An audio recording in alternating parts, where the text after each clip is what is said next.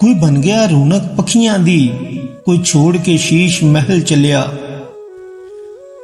कोई बन गया रौनक पखियां दी, कोई छोड़ के शीश महल चलिया।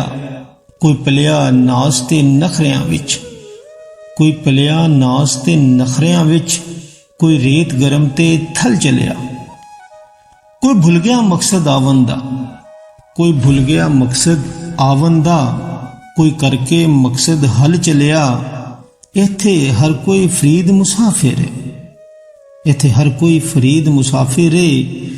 कोई अज चलिया, कोई कल चलिया, कोई अज चलिया, कोई कल चलिया।